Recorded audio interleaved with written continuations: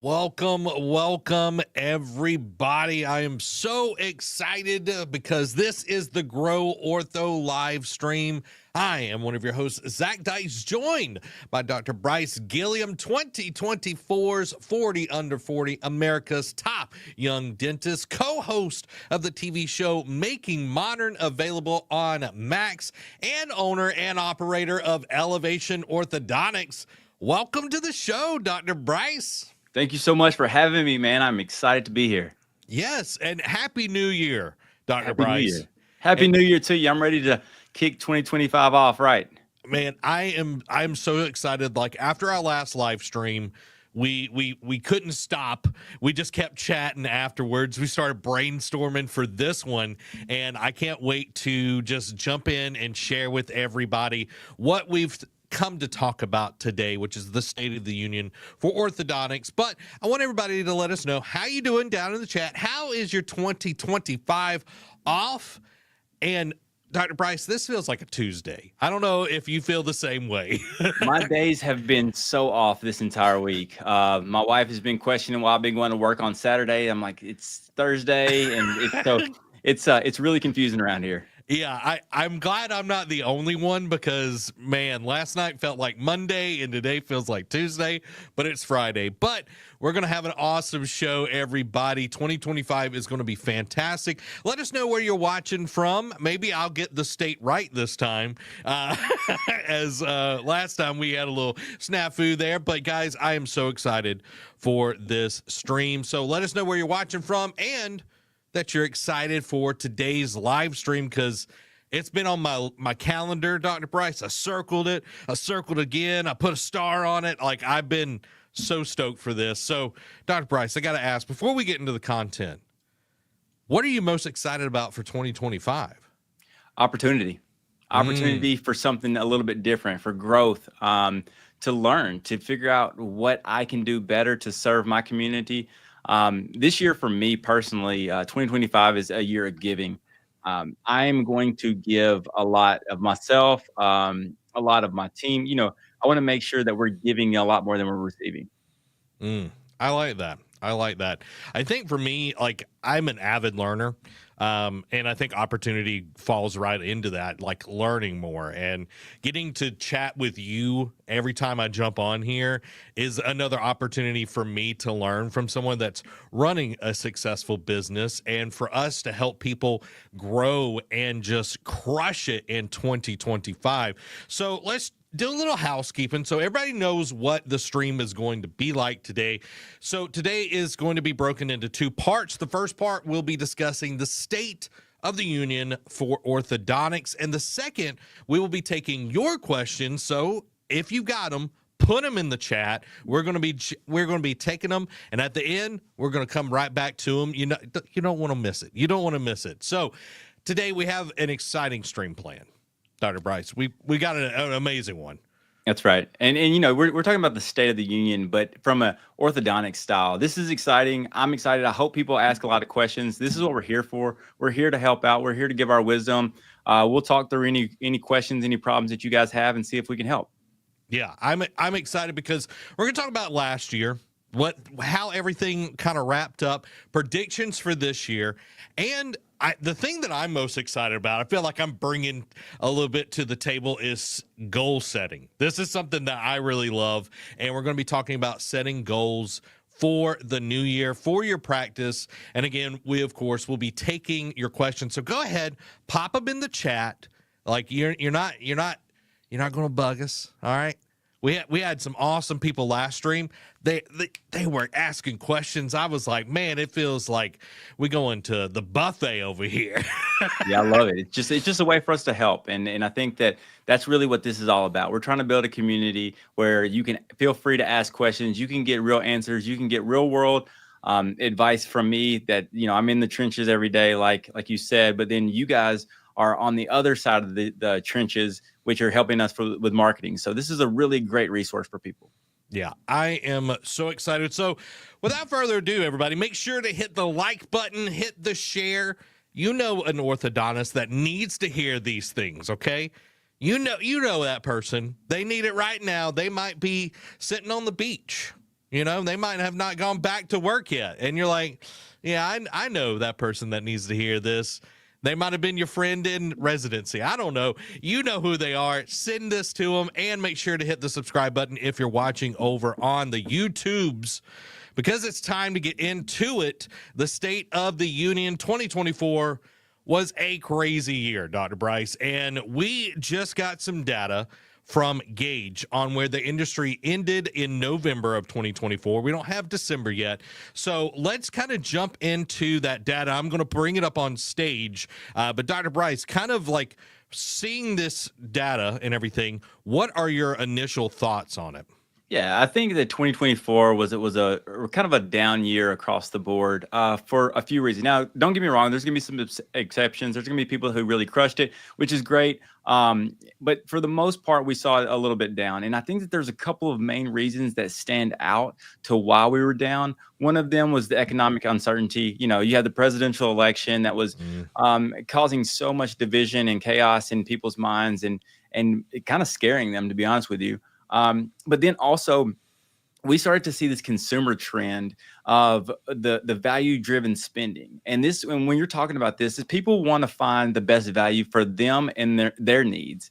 And so you started seeing people move away from branded things into more generic things. And I think that we can blame Amazon for this or like kind of knockoffs of things that we look at and we're like, oh, well, that's just as good.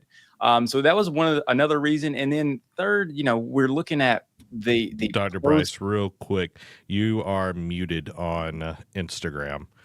I can't unmute you. How do I unmute myself? So go over there and you'll see your mic, and then you can hit unmute. So go to the StreamYard. Guys, okay. Technical difficulties, but sorry, guys. We're right here. This is why it's live, everybody. Yeah, this is what makes it fun. All right, we're on streaming here. Now where I go? So down at the bottom, you should see like a mic, and it should be like red. If you'll click that and unmute it. Let's see. Did that one work? Nope. Come on, Instagram. You're my friend. Okay. Let's see. Thank you, Murdoch Orthodontics, for letting us know what's going on over there. I appreciate it. Let me see if I can hop off and then hop back on that one. Okay. That's the vertical one, right? Yes, it is. All right. Guys, we are here. We're enjoying some time together as Dr. Bryce figures out. Oh, I see. There's a third on there. Okay, there we go. Boom. Go ahead and talk for me. Hey, can you hear me now? Yeah, there we go. All right, now I can hear you. Perfect. All right, so let's jump back to the beginning of kind of you breaking down so the vertical side gets to hear as well. Your thoughts on the data that we were showing and everything, and the state of the union for orthodontics. Yeah, I think that, hold on, let me get all this back together. I'm hearing You're good. You're good. Sounds funny. Guys, make sure to hit the like button. We're here. It's going to be a great day. Okay. All right, cool. We're back. So just the state of the union orthodontic style. So 2024 was one of those times that was challenging kind of for everybody. And I think that there's a couple of main reasons. And one of those reasons is the economic uncertainty. And when we were talking about the presidential election was one of the things that had a lot of chaos in the air and it made people feel a little bit uncomfortable with, you know, where they're going to get their money from. We had inflation that was up and all these type of things factored into what the spending ability that people had, right? And then the next thing was the value-driven spending is a little bit different. So consumers are buying things in a different way. People are trying to find the best value for them and their needs. And really, when you're thinking about this, you're looking at it from people went from buying branded items to generic items, and they may get more value, more bang for their buck. And then the third thing, which I think is a huge thing, is we've come off of 2 to 3 years of really powerful and huge growth after 2020. And so I think that there's a little bit of market correction during this time because we are able to it just can't keep blowing out of proportion the whole entire time. So this is just a little market correction.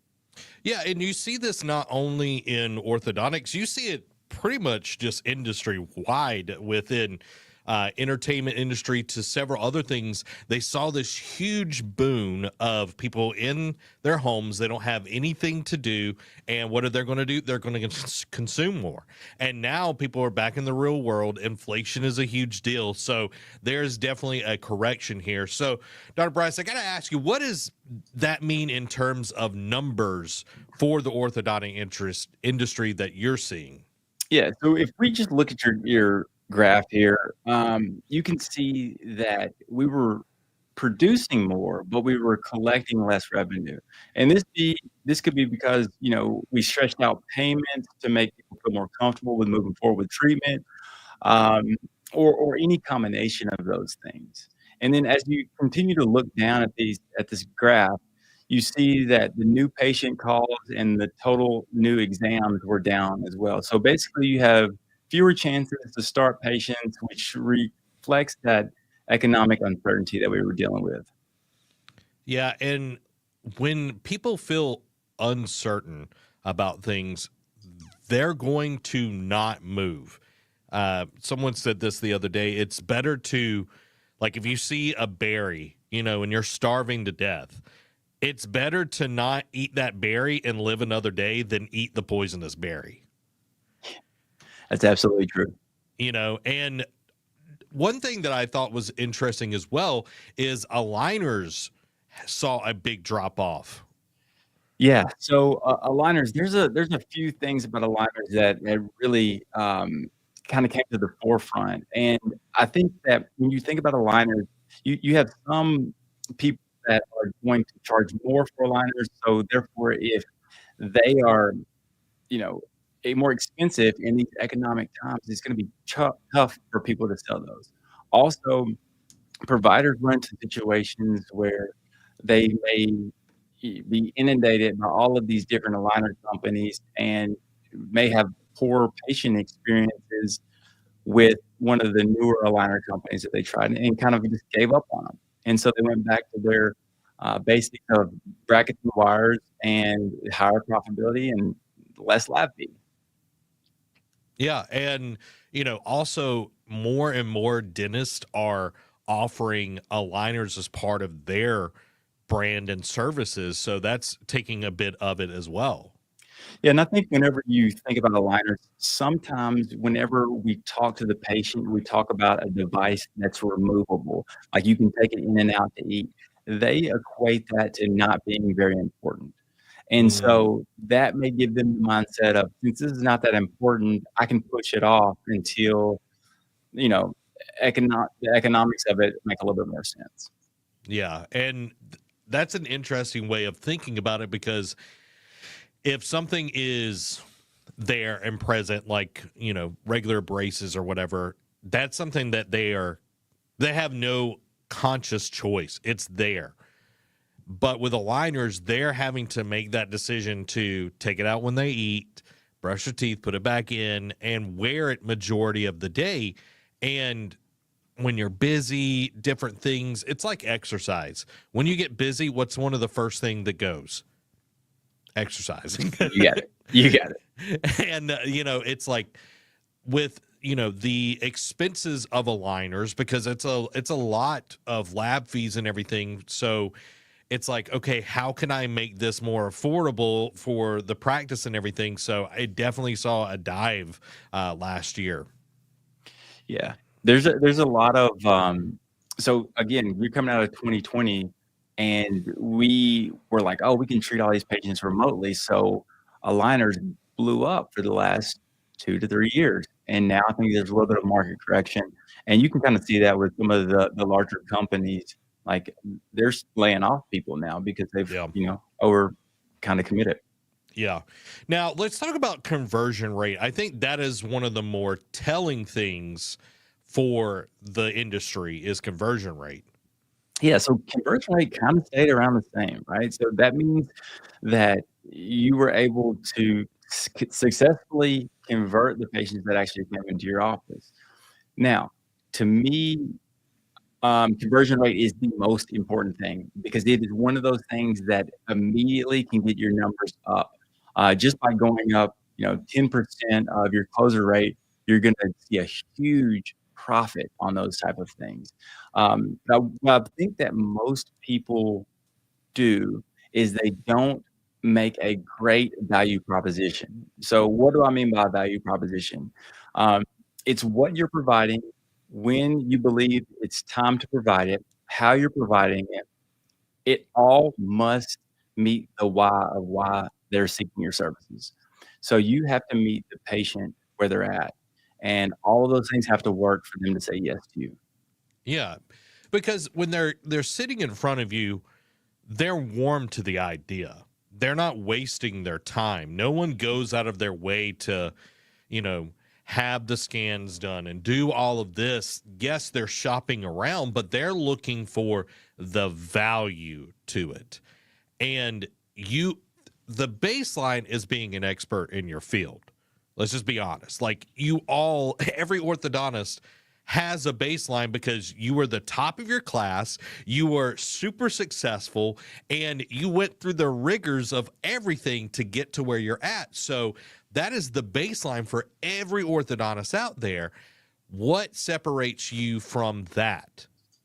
Brian Tracy said this: everybody starts at the bottom 80%. It's the ones that get out of their comfort zone and get to that top 20%. So what can we do to get those conversions up and be that top 20%? Yep, it's super important. And this is where you want to provide a place of learning for your TC to make sure that you are maximizing their skill set, but that also helps the office just generate a lot more of those successful wins. Yeah, and just a quick plug. We have a great book that is just for TCs, and it's totally free. So if you want to check out that resource, you can. And if you are a partner, we also have our course that is the Ultimate Treatment Coordinator that goes along with that book. And fantastic stuff because sales is a relational thing. People buy off of emotions. They don't buy off of logic. As much as we would love to be logical about purchasing anything, it's always an emotional choice. You don't be like, oh, I got to get gas. You're like, I can get gas in the morning. I'm tired. And then the morning comes, you're like, oh, man, I should have got gas last night. Absolutely right. So, Dr. Bryce, what can orthodontists look forward to in 2025, the year that we're in right now? Yeah. I actually believe our best is right out in front of us. 2025 is going to look totally different. The election's behind us, so that's less distraction. Healthcare and wellness industries are at all-time high, especially like the preventative or self-care. I think it's important for you to start forming your marketing efforts and your messaging with this in mind. I want you to start using terms like take action now can be something that you can enjoy for the rest of your life. Those things are what people are starting to identify with more. A little bit of preventative here will go a long way. Also, another thing that you can look forward to is if you look at those back at that number of those charts, contract prices have went up. So your per case fee has went up. And I think that you can actually increase that a little bit more in 2025 to help with your margins. Be careful when you're doing this and add more value to make these prices justified, right? Maybe it's whitening, maybe it's a retainer program. And then the next thing that I'm really excited about in 2025, and this is in particularly exciting to me because I have an adult-only orthodontic practice, is that we're starting to see more and more adults enter the new exam field, right? This is a great opportunity to build a successful program for your follow-ups because with adults, you have to be a little bit more patient and a little bit more persistent. So you lean into your treatment coordinator, you allow her or him to build these relationships at every interaction and then close those deals. Yeah, because adults we have been trained that we can have things instantly, and when we don't want to deal with something, we ghost people. That is just the fact, especially millennials. I'm a millennial and we hate talking on the phone. So learning how to best reach people, I think, is going to be great. Building those relationships, because again, it's not just about the expertise, it's the relational part, especially for adults, because they don't have a mom bringing them in.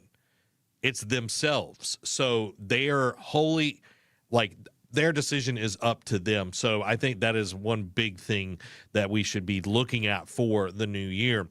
So 2025 is here, and we're hoping for a better year, but without, pardon me, but without a plan, hopes and dreams just don't make the bank account go up.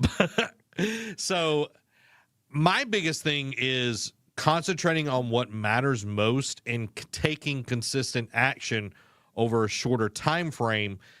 This is our goal setting part of our discussion today. I would like to bring up the 12-week year. This is something that has kind of revolutionized my way of thinking about it, because you look at any organization, Dr. Bryce, and I'm sure it's the same way for you. November, December, oh my God, just gangbusters. We're going after those sell goals. Like, everybody's just doing it. And it's like, man, we just crushed it. But what if every 12 weeks was like November and December at the end of the year? Yeah, I think that's a great concept. I mean, you start to break the year down into much more manageable chunks, right? Yeah. The idea of making these 12-week period is almost like making their own little season, which to me is really awesome, because I believe that people's outlook and mindset change every season. So that's why it's important to have a good follow through and a follow up program that reaches out to these non-committed starts every every season. So it falls right along with that 12-week process. Yeah, because things might change within that 12-week. They might have paid off a car loan or something, like everybody goes through that. And I think this is such a great way to go about things, because when you stop procrastinating and you actually put your goals on paper, things start to change. And not just, oh, I'm going to lose weight in 2025. It's like, hey, I'm going to lose 10 pounds by X date. And guess what? If that date comes and you haven't lost 10 pounds, you can put another date. Like, it's okay. So let's kind of walk through this. And also, there is a book that is by, let me pull it up. I'll tell you who it's by. It is by Brian P. Morin and Michael Lennington, called The 12-Week Year, that this pulls from. So the idea is to treat each 12-week period as a standalone year. Yep, that's perfect. That's how you start off. You have the short little segment that you can really focus on and get the most impact. Yeah. So thinking of it as a year, just those 12 weeks. And I think the big thing is to set clear goals. You cannot be vague about your goals with this process. I agree. And I think you need to pick maybe 1 to 3 high impact goals for the 12-week period. Because you don't want to get too many, you don't want to reach too far. You want to get something that you can be laser focused on to make sure that the goals are specific and measurable and tied to a compelling vision of your success. Yeah. And we're just focusing on this 12 weeks. Okay. And the thing about doing any kind of goals, the further you get out, the more assumptions you start building those goals on. And it gets really unstable when one thing it's a Jenga, one little thing gets out of place. So the next thing is to focus on the process of this 12-week year. Yeah, you want to break down those goals into actionable weekly and daily tasks. I know it's going to feel like it's a lot to add, but if you're focusing on 1 to 3 things, you can really get in depth and focus on executing those tasks consistently and that will drive successful daily habits. Yeah, and I'll just show this on camera. This is my daily like task, and this is tied to a 12-week plan. And it's like I have top priorities. Those are the things that have to get done. And then I've got my smaller to do things. So focusing on like the high value task is way more important than, oh, well, I gotta, clean out the Keurig pod or whatever. You know what I mean? Like that isn't going to push the revenue. So I think that's really important to understand that. So the next thing, if it isn't measured, nothing is going to move. So tracking and measuring the progress that you're making within these tasks is going to be huge for you. Yeah, I think you're gonna have to come up with some type of scorecard to track your weekly progress and performance. And I would shoot for about 85% execution rate on your planned task. You're not gonna get them all, and that's okay. But what I don't want you to do is not get them all and give up. Hmm. So if you can hit around the 85% execution rate on those planned tasks, you're gonna be in a good spot. Yeah. And say 1 week you got 60%. Okay. Next week, you're going to aim back for that 85%. And something that is a very stark contrast is when you're holding yourself accountable, sometimes it's going to like, you're going to be like, man, I really don't want to do this because I didn't hit my task, my 85%. And you have to level with yourself that is okay. You can make that up. So just know it's going to be kind of looking in the mirror. When you wake up in the morning, you're like, is that what I look like? It's one of those things. So just know it's going to be a little bit of a shock to the system. But I think one of the big pieces is weekly planning and review sessions as well. Yeah, I always think that you do better when you plan in advance. So if you can plan, your week in advance, identify the most critical actions for success, those things will go to the forefront of your mind and you'll be able to execute that plan. Yeah. And, having some people to do this with, it might be your TCs, they do a weekly session with, and it's like, hey, we need to have X amount of starts this week. Okay. How are we going to go about that? Well, we need this many new patients coming in. Okay. Like, how can we tighten up the script? It could be just little bitty tasks that go into that overall goal of starting more patients, and reflecting each week gives you that. Having that post mortem, it's like, hey, well, this didn't work this week. Why do we think that? Was it something that we did? Is the plan the right plan? Or is it how we're going about it? I think that is another thing to think about in these sessions is like, is it me or is it the plan? Because you don't want to throw the plan out just for, oh, it didn't work the one time. That's right. And I mean, you got to think about it like how we do orthodontics, right? You practice on a case and you use sound logic that you think will move the teeth in the right position. You look back at every single case and critically review it and say, man, I could have done this a little bit different to move that incisor just a little bit more. And it's the same kind of thing. You want to make sure that each week after you've performed your plan, how, you know, um, I guess how it worked, and then you want to adjust accordingly. Yeah. And we kind of danced around this one, but the last part is accountability. And I think this is huge because a lot of people think accountability is consequences. Oh, well, you have to be accountable for your actions. That's usually consequence, but it's not. This is something that grown-ups do. And like, I think we have to like change that part of our mind because that's how we've been trained, growing up. I like to say we're all just big 4-year-olds. Like accountability kind of gives me a little bit of heebie jeebies. I'm trying my relationship with it. I got to improve as well. That's so funny. But I think didn't we do an accountability podcast so that they can like log into and listen to? I'm pretty sure we did. Yeah, I think it's something that if we haven't released it yet, then it's something that's coming down the pipeline. But accountability is huge, and it gives people the motivation to kind of self-regulate, which is great. Um, but then also it gets the job done. It has everybody rowing the boat in the same direction, and you can kind of call out the people that haven't, but then you can also praise the people that have. Yeah, like nothing is better than having a brag session. You know what I mean? It's like, hey, TCs, y'all been crushing it. The last few weeks, like our conversion rate is up. We closed 100%. Like, could you imagine if you were able to close 100%? I know that's kind of a far-fetched number, but if you are able to brag on people, it motivates as well, but it can be a training moment as well. If you see somebody that is not hitting 85%, goes back to that spot check that you talk about, Dr. Bryce. Yeah. What's going on? Why are you not, like, how can I help you be able to reach the goal that you need to be hitting?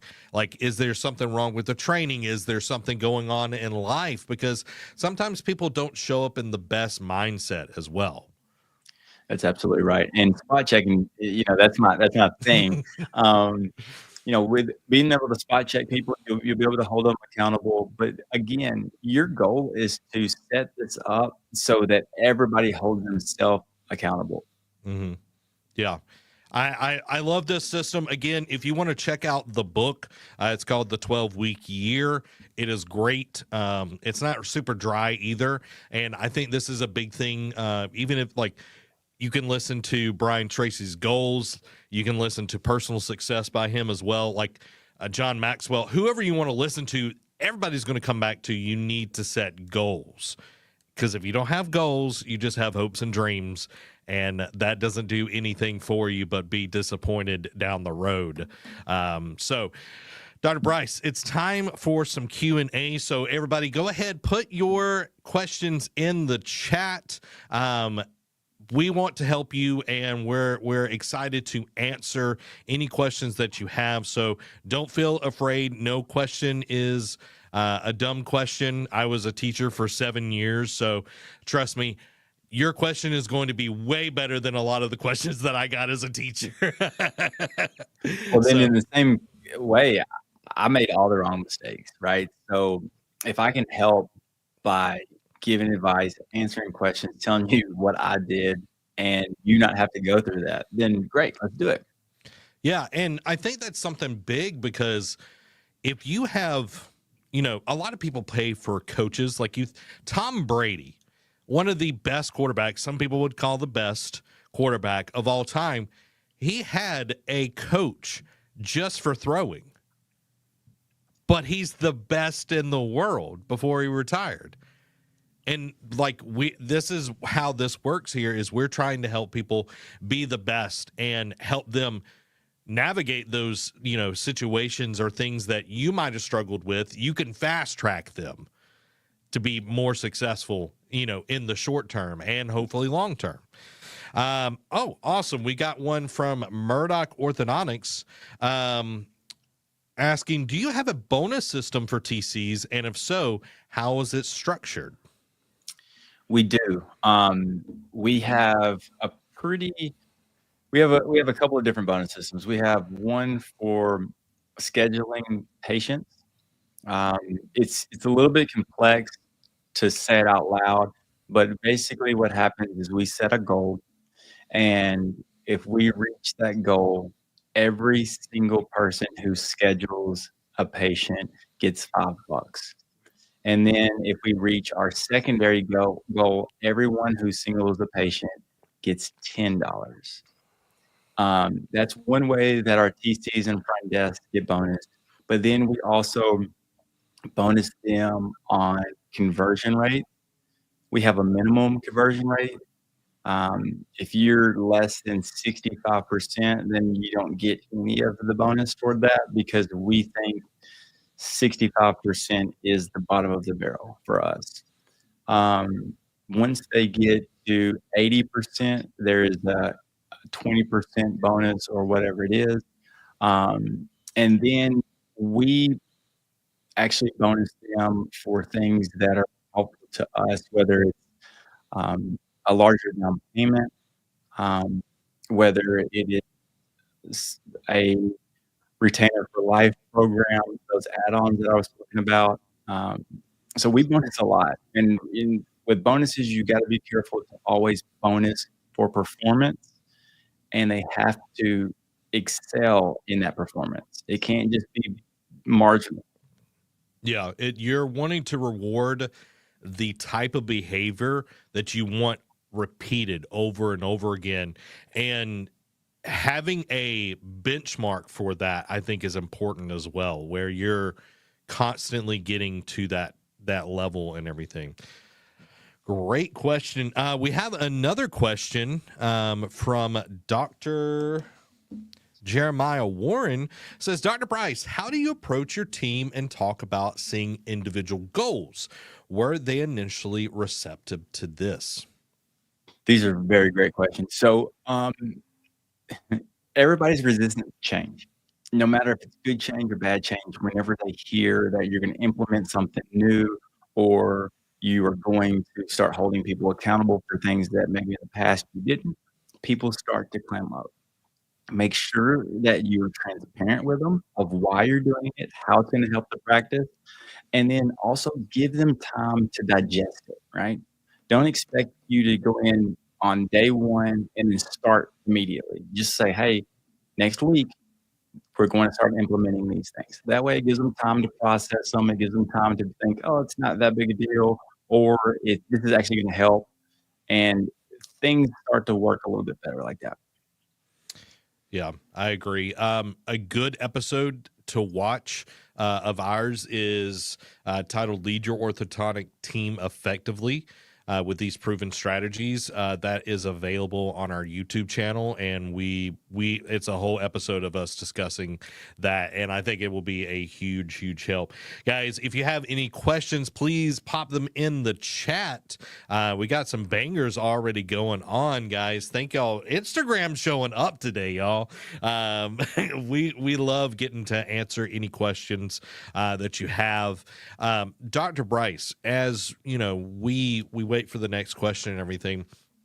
What is one thing that you are wanting to set a goal for 2025? I know we talked about all those goals and everything, but what is like one thing that you want to set for this year? Yeah, I'm trying to set a couple of things that are intangible, that are hard to measure. So I'm not going to talk about that. Yeah. I want to have a 80 to 85% case acceptance rate. And the reason why I want it to be that high, or I think it can be that high, is because since I only treat adults, adults know that they need treatment when they come into the office. Yeah. They are wanting to start treatment because they've taken their time out of their day to come to the office. Yeah. So we should be able to close 80 to 85% of those patients. And so I know it sounds like a lofty goal, but I believe in what we do here, and I believe in my team, and the services that we provide. I like that goal. And it's always good to have lofty goals, you know, to rise to that occasion, I think is so big. We have a question here from Philip. I'm going to butcher your last name. I'm not even going to try it, but we're glad that you're here. Philip asks, what were your biggest hurdles when with implementation of retainer program, and how did you manage those? I'm planning on starting in the next 2 weeks. Yeah, the implementation of it is pretty straightforward. You're going to start seeing that it's pretty easy to get people to sign up for that because it makes sense. Where it becomes difficult is when you get a bunch of people who are wanting to get new tenure. And so those are things that you're going to have to work through with your processes. But implementation is pretty straightforward. It is the actual fulfillment of those obligations, and that won't happen until 6 to 12 months down the road. I like it. And it's Curl, apparently. Thank you, Dr. Curl, for asking that question. And I think that is one of the biggest things with any kind of logistics is making sure that you plan out how everything is going to move, because a lot of times it is out of your hands as the doctor. You're waiting for the retainers to come in, the trays and all of that. So you have to be very transparent, like, hey, it's going to be between these kind of weeks and everything. So I think that's a big thing. Guys, make sure to pop your questions in the chat. We get to answer your questions. And if you haven't already, smash the like button. And if you haven't already, follow as well, or subscribe if you're over on the YouTubes. We're here with Dr. Bryce. We're answering your questions. With setting goals, Dr. Bryce, I know you talked about yours, 85% case acceptance.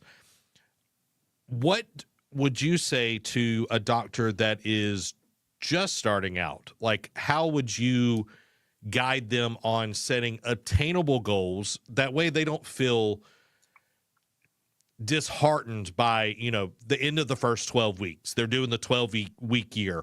Like, how would you go about helping them set goals for their practice? Yeah, I think you have to look at goals less of numbers wise, and you have to think of goals like, I'm going to get these systems hammered out correctly. And that's one thing that I feel like most of us forget. Like, we open our pockets, we're so excited to see patients, we need to see money coming in because bills are going out, all those things.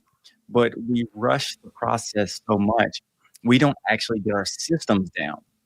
And so then once we start to grow, we're outgrowing these current systems that we've been operating with because we've never taken the time to refine them for growth. And so those days that you were not doing anything, you're sitting in your office twiddling your thumbs, waiting on patients to call, start working on those systems. Get in there and figure out how you're going to onboard a new patient, how you're going to get them from the front door to the chair, how that new patient experience is going to go, how you're going to handle phone calls. All of those things need to be outlined in easy, simple, repeatable steps. So whenever you hire the next assistant or you hire the next front desk person, it's so easy and straightforward that they don't have to think about it. I love that. And for anyone that wants some help with that, this is totally free. If you will email help@hipcreative.com, you can get our growth series books totally for free. And I might be shipping. I'm not over that. But email us for those books, because the scripts that Dr. Bryce was talking about for front desk, we go in details for that. If you're not a reader and you like audiobooks, we do have that available on Audible as well. And if you like something that's more interactive, you can also have your team take the quizzes and everything. We do have it as a course as well. So if you want those, please email help@hipcreativeinc.com. Dr. Jeremiah Warren asked, talking about, setting goals. He said, how about someone who is currently in ortho residency? Yeah, great question. So where are we at in residency? So let's just talk about it in a couple of years. Let's say that you're first or second year. So you're not quite ready to get out and practice. What I would start to do is I would start to learn how to work with an assistant, right? I think that in residency, or at least in my residency, we didn't learn how to work with assistants very well. That's the clinical side. Now, how do you look at it from a business standpoint? Well, this is when you start gaining knowledge. You start building relationships with vendors. You meet with HIP. You talk to them. You say, how could you help me? What would you do to outline a 6 to 12 month process to help me launch a practice, right? This is when you meet with your reps and try to understand what it looks like to build out your office. Most of the time, if you ask questions, people are willing to help you. The worst thing that you can do is just assume that people are going to offer free information without you asking. If you ask them, they'll probably help. If you don't ask them, they probably won't help. Yeah. Closed mouth doesn't get fed. That's right. And not to toot our own horn, we have a ton of resources here on our YouTube channel. Lots of great interviews with doctors, with vendors. The more you plan ahead, the better it will be, because no telling how many times we have gotten called at HIP. Hey, I need to do some marketing. And it's like, okay, awesome. We'd love to help you. What's your budget? And they're like, oh, well, I got like 2,000. And it's like they blew their whole budget because other vendors have like, oh, well, you need 7-eye tarot scan, like you need all of this stuff. And Yep. that's the bells and whistles when you need people in seats. Yep. Yeah. There's so many mistakes that I made. And going back to the residency thing, coming out of residency, I was like, oh, I'm going to work for someone. I'm going to be an associate. I'm going to learn the process and the systems and things like that. I do think that was beneficial and it helped me. But looking back on it, I think it just delayed my progress. And the reason I say that is because you can watch it being done as an associate, but it's different whenever you become the boss and everybody's looking to you to figure it out. Yeah. And so you're gonna have to learn that anyway. So why not start when you're broke, right out of school? You're not used to having money anyway. So it's actually it'd probably been easier if I did it like that. Yeah. And I think, 9 times out of 10, when you come out of residency, you know how to move teeth. And Dr. Ben Fishbein talks about it all the time. He's like, the best thing that an orthodontist can do is work on teeth. To excel at the business part of it, you need to start, like you talked about, leveling up the business acumen that you have. You could watch stuff on YouTube. You could find online courses. You could do a plethora of things. You can read books. I know y'all probably read a ton of stuff, but the more you consume before you get out, the better off you're going to be, because it all relies on you. And this was one of the episodes earlier on that we did was, employees, they can come and go, but you've invested so much into your practice that you can't just go somewhere else without it wrecking a lot of things. So you have to be on that up and up. And when you're able to do those things, spin those plates, you're going to be way happier going home, because putting out fires all day is very tiring.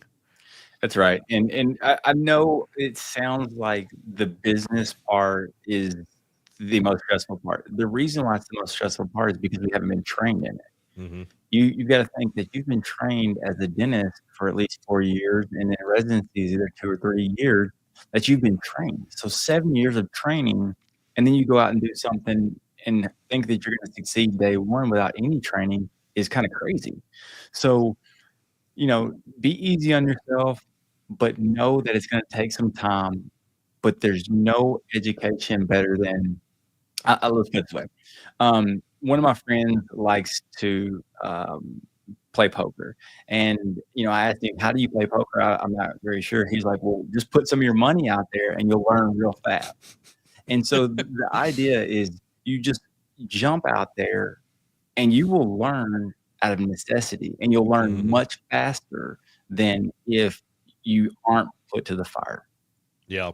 I've been watching the show about the Lakers when Magic Johnson got on the team, and they had a new coach. Jerry West just left and everything. And he, his whole thing was like, I want the ball moving. I want people moving. I don't want them just standing still. And it's like, well, why don't we just give them like some positions, like they'll be comfortable? And it's like, no, they need to learn by doing. And I think that's the biggest thing. I was a band director for 7 years, and I was a good musician, but when I got in front of a group of kids to teach, that moment was so different than when I was in front of peers at college. It does change a lot of your perspective, because the whole show is on you, but it's also an exciting thing because you get to shape something of your own. You get to create a lasting legacy. And I think that's so exciting for anyone, is like, I get to do something that is going to affect people's lives. I get to improve their lives by making their smiles gorgeous.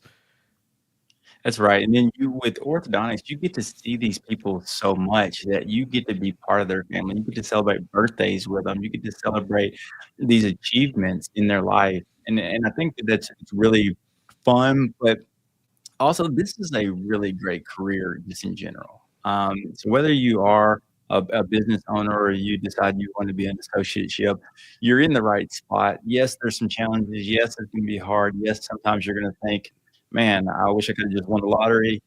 But at the end of the day, this is a really awesome profession, and we're all blessed to be able to have the chance to be a part of it. And I think something that Dr. Kristen Connect has talked about, she asked questions a lot. She would, talk to other orthodontists. And I think that is something that can be utilized a lot more is if you've got questions, if you're in residency or if you're, you got to practice whatever, it's talking to peers because 9 times out of 10, they are either going through it with you or they've gone through it and can help you. Like, hey, I went through the same thing. This was my struggle. This is how I overcame it. Or, yeah, man, I'm going through the same thing. Let's find somebody together so we can help each other out of this hole. And we've kind of built this community here in Nashville where we're, as orthodontists, we're pretty close. We all kind of help each other out, which seems kind of odd or maybe counterintuitive. But the idea is not that we're all in competition with one another. It's that there's enough. So I think I was going to leave you with this, but I'll just jump right into it. And what I want people to do is have a mind shift, or mindset shift.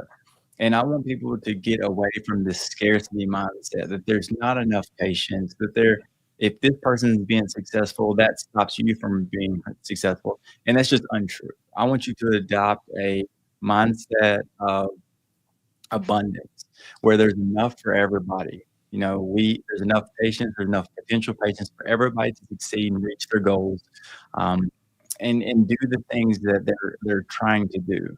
And so don't be so fearful that there's not enough, because there is, I promise. I'm in a very competitive market, and we're successful, and so are my other colleagues, and you can be successful as well.